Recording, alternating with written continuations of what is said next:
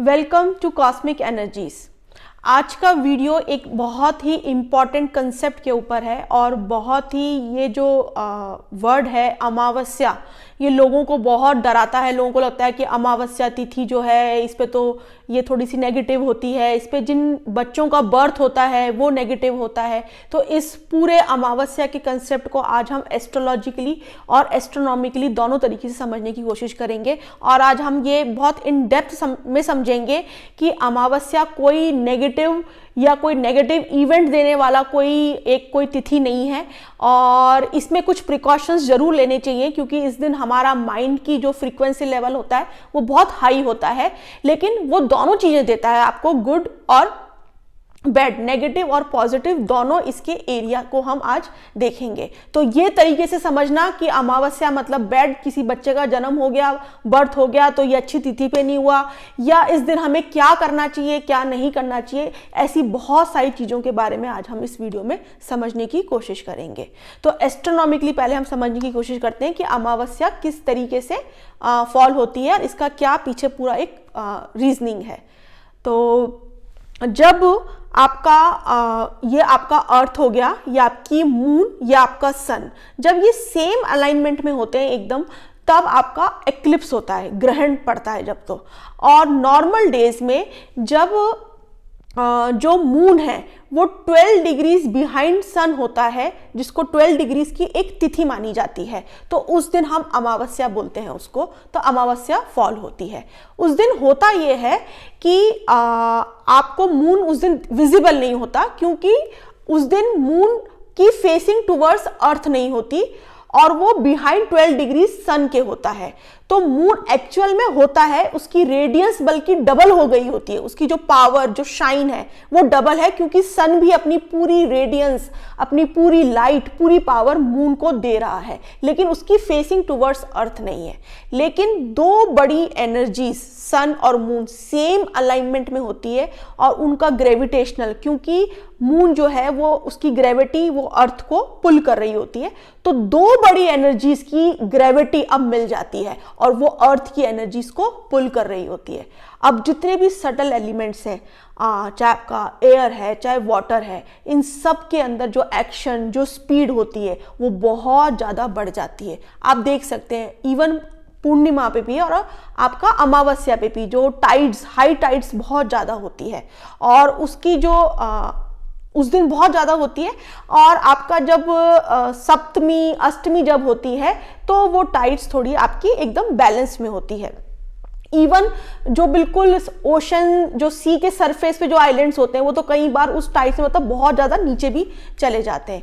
और हम human beings को भी वो ग्रेविटेशनल पुल पूरी तरीके से इम्पैक्ट कर रहा होता है। कैसे इम्पैक्ट कर रहा होता है? क्योंकि हमारा ब्रेन जो है वो जितना भी थॉट प्रोसेस, जितनी भी आपके एक्शन, सोचने का तरीका, काम करने का तरीका, वो सब ब्रेन गवर्न कर रहा है। और ब्रेन में सबसे ज़्यादा वाटर एलिमेंट है, उसमें बहुत सारा फ्लूइड है, फ्लूइड से पूरा बना हुआ है आपका ब्रेन। तो जब ये ग्रेविटेशनल पुल जब होता है तो हमारा ह्यूमन ब्रेन भी उस ग्रेविटी के फोर्स में होता है।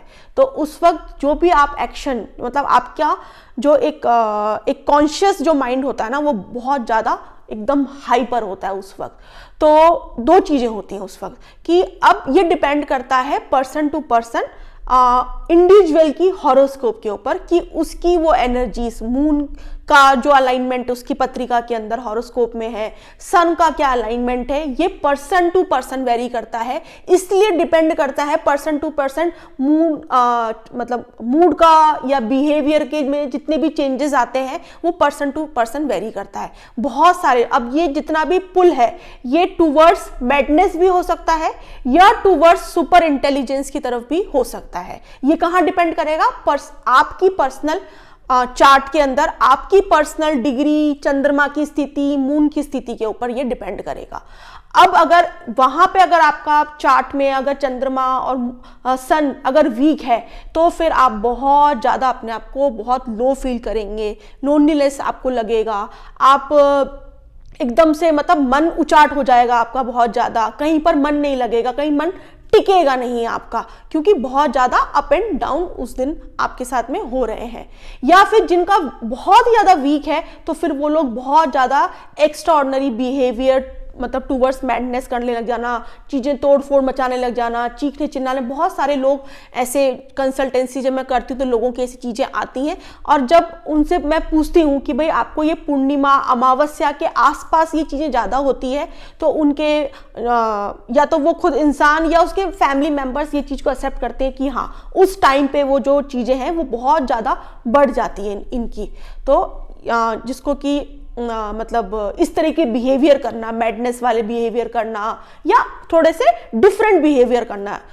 और इसका एक दूसरा भी वो पहलू ये है कि अगर आपके चार्ट के अंदर ये दोनों एनर्जीज अगर अपनी स्ट्रेंथ लिए हुए हैं, पावरफुल हैं, तो अमावस्या पूर्णिमा उन लोगों के लिए एक ब्लेसिंग के जैसे होती है। वो कोई भी कुछ बहुत लंबे समय से अगर चीज़ों को सोच रहे हैं, कोई थॉट के बारे में सोच रहे हैं, कुछ इमेजिनेशन कर रहे हैं, कुछ चीज़ें बनाना चाहते हैं, तो ये एनर्जीज उनको सपोर्ट कर रही होती है, क्योंकि उनकी हाई फ्रीक्वेंसी उस वक्त ब्रेन की होती है और वो बहुत जल्दी चीज़ों को इमेजिन कर लेते हैं, चीज़ों को बना लेते हैं, चीज़ों को याद कर लेते हैं, माइंड में रख लेते हैं। तो वो सुपर इंटेलिजेंस भी यही सारी एनर्जीज आपको देती है। लेकिन ये डिपेंड, जैसे मैंने बताया, ये पर्सन टू पर्सन उनके चार्ट के ऊपर ये डिपेंड करता है। अब हम ओवरऑल बात करते हैं कि हमको जो हमारे ऋषि मुनि थे वो उस वक्त के एक तरीके से साइंटिस्ट थे, तो वो तिथि के हिसाब से हम उस वक्त के सारी चीज़ों को कैलकुलेट करते थे कि भाई इतनी लॉन्गिट्यूड और ये सब सन का, मून का, वो सब वो लोग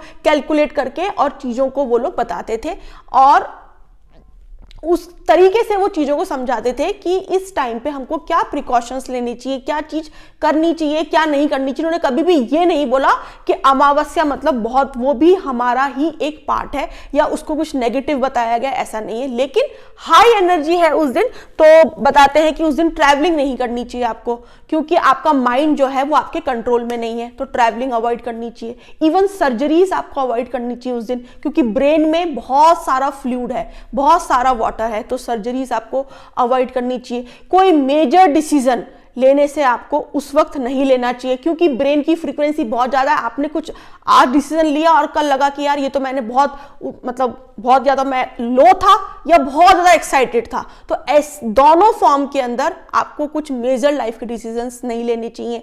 तो ये भी एक प्रिकॉशन हो गया। फिर हम जितने भी मुहूर्त निकालते हैं, मुहूर्त मतलब अच्छे ऑस्पिशियस टाइमिंग किसी भी चीज़ को, काम को करने के लिए, ये हमारे वैदिक एस्ट्रोलॉजी का एक बहुत ही इंपॉर्टेंट हिस्सा है मुहूर्त शास्त्र। तो मुहूर्त के अंदर भी अमावस्या को मतलब डिनाई किया गया है कि भाई इस दिन कोई मुहूर्त, क्योंकि वही बात है, क्योंकि आपकी फ्रीक्वेंसी, ग्रेविटेशनल फोर्स, दो बड़ी बड़ी एनर्जीज का टूवर्ड्स अर्थ बहुत ज़्यादा है। तो चीज़ों को काम डाउन रखो, कूल रखो, जितना हो सके आप मेडिटेट करो, आप मंत्र चैंटिंग करो, ताकि आपके माइंड एक तरीके से एक बैलेंस फॉर्म में उस दिन रह सके। फिर दूसरी चीज़ ये है कि उस दिन आपको हमारे शास्त्रों में ये बताया गया है कि पानी का इंटेक, आप वाटर इंटेक बहुत ज़्यादा रखो, अपने पर्सनल हाइजीन का ध्यान रखो। आप उस वक्त कम से कम, उस वक्त तो ये बोलते थे कि आप कोई होली प्लेस पे जाके, कोई गंगा या ऐसी कोई होली प्लेस पे जाके आप होली बात करो, ये भी बताया गया है, ताकि आपका माइंड जो है वो एक तरीके से एक बैलेंस फॉर्म में रहे और वो कुछ इस तरीके की चीज़ें, एक्स्ट्रा ऑर्डिनरी बिहेवियर या एक्स्ट्रा ऑर्डिनरी अजीब सी चीज़ें वो माइंड नहीं कर सके। तो जितनी भी रिलीजियस प्रैक्टिसेस हैं, चाहे वो मंत्र हो गया, मेडिटेशन हो गया, होली बेथिंग हो गई, ये सब कुछ चीज़ें यहाँ पे बताई गई है। तो ओवरऑल अमावस्या का पूरा कंसेप्ट ये है। और जिनका भी बर्थ अमावस्या के दिन होता है वो कोई नेगेटिव नहीं होता बिल्कुल भी। ऐसे बच्चे बल्कि बहुत ज़्यादा इंटेलिजेंट होते हैं, बहुत ज़्यादा फास्ट होते हैं अपने डिसीजन मेकिंग के अंदर, बहुत जल्दी चीज़ों को ग्रैप्स करते हैं, क्योंकि बहुत ज़्यादा उनका माइंड का जो फंक्शनिंग है वो बहुत उस दिन फास्ट होती है, बहुत हाई स्पीड पे होती है। तो ऐसे बच्चे बहुत इंटेलिजेंट भी होते हैं। तो ये बिल्कुल भी नहीं समझना चाहिए कि अमावस्या का किसी के बच्चे का बर्थ हो गया तो वो नेगेटिव है। ओवरऑल चीज़ें देखनी पड़ती है नेगेटिविटी के लिए। चार्ट के अंदर वो सारे प्लैनेट्स दिखाते हैं, सिर्फ एक अमावस्या रीजन नहीं होता। Thank you so much.